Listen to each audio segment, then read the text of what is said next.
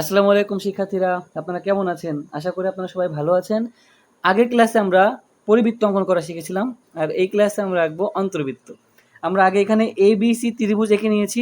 অন্তর্বৃত্ত বলতে বোঝায় কোন একটা ত্রিভুজের মধ্যে এমন একটা বৃত্ত থাকবে যে বৃত্তটা ত্রিভুজের তিনটা বাহুকে স্পর্শ করবে। মনে করেন ABC, এই AB বাহুকেও স্পর্শ করবে, BC বাহুকেও স্পর্শ করবে, আবার AC বাহুকেও স্পর্শ করবে, সেটাকে বলা হয় অন্তর্বৃত্ত। তো আমরা এই ত্রিভুজে সেই জিনিসটা আঁকাবো। তো অন্তর্বৃত্ত আঁকানোর প্রথম ধাপ হচ্ছে কোণ বি আর কোণ সি, এই দুইটা কোণকে আমরা সমদ্বিখণ্ডিত করব। আচ্ছা, তো আমরা এখন করে ফেলতেছি। দেখেন, কোণ সমদ্বিখণ্ডিত করা তো আমরা আগে থেকে জানি কিভাবে করে। এই যে করলাম, এখান থেকে অর্ধেকের বেশি ব্যাসার্ধ নিয়ে এপাশে করলাম, আবার একই সমান ব্যাসার্ধ নিয়ে এখানে করলাম। আচ্ছা, তো আবার এইভাবে আমি এখানে করে ফেলতেছি। দেখো, ফুটাগুলো খুব সুন্দর করে ভাইবে চিনতে নিতে হবে। এই হচ্ছে আমার এই পাশে, এখানে, আর এখানে। এই যে আমার কোণ সমদ্বিখণ্ডিত করা হয়ে গেছে। তো এই কোণটাকে আমি এই পাশে, অবশ্যই আমি আমার সব স্টুডেন্টদেরকে বলি যে এখানে প্রথমে একটা ফুটা দিয়ে নিতে, সব সময় এখানে একটা ফুটা দিয়ে নিতে, আর এখানে একটা ফুটা দিয়ে নিতে। সেমভাবে এখানেও একটা ফুটা দিয়ে নিবা তোমরা। তাহলে লাভটা কি হবে? লাভটা হবে হচ্ছে যখন তোমরা এভাবে টান দিবা, তখন দেখবা হাতের মধ্যে একটা আওয়াজ হচ্ছে, তাহলে বুঝতে পারবা যে ঠিকঠাকভাবে আমার গেছে। এই যে এই যে একটা আওয়াজ হয়েছে, এটা আমি বুঝতে পারবো। যখন তোমরা আঁকাবা তোমরাও এটা বুঝতে পারবা। আচ্ছা, তো এখান থেকে আবার এইটা আমরা আঁকাবো। এই যে এই যে আঁকাই দিছি। আচ্ছা, তো এখানে আমাদের এই যে আমরা এখানে একটা বিন্দু পাইছি, এই যে এই বিন্দুটা পাইছি।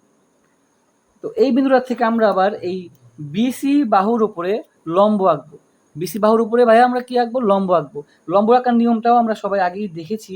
তো আমরা এখান থেকে লম্ব আঁকবো। দেখো, এই যে এমনভাবে আঁকবো যেন দুইটা বাহু ছেদ করে, এইভাবে সুন্দর করে। আচ্ছা, এই বাহুটাকে ছেদ করে দুই পাশে, এবং এখান থেকে আমরা অর্ধেকের বেশি, মানে একটু বেশি ব্যাসার্ধ নিয়ে নিচে একটা এরকম বৃত্তচাপ আঁকবো। আর এখান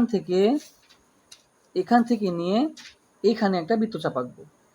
আর এই বৃত্তচাপটা আঁকার পরে এই যে এই বিন্দুটার থেকে এই বিন্দুটা পুরাটা মিলাবো না, হ্যাঁ, পুরাটা মিলাবো না, আমরা এই পর্যন্ত মিলাবো। আর এইটুকু তোমরা এভাবে ডট ডট ডট ডট দিতে পারো, না দিলেও কোনো সমস্যা নাই।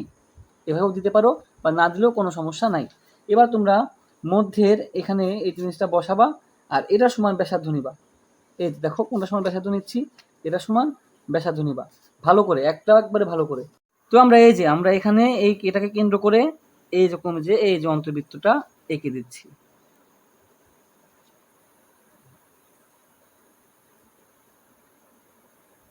এই যে দেখো, অন্তর্বৃত্তটা খুব সুন্দরভাবে মিলে গেছে। আমাদের এখানেও মিলছে, এখানেও মিলছে, আবার এখানেও মিলছে। দেখো, এখানেও মিলছে, এখানেও মিলছে, আবার এখানেও মিলছে। তো আমরা এটাকে এখন আমরা নামকরণ করি।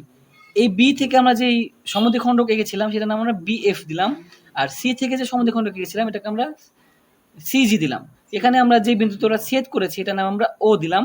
আর এই যে আমরা লম্ব আঁকছি, আমরা এই BC এর ওপর লম্ব আঁকছি, লম্বটার নাম আমি OH দিলাম। ঠিক আছে?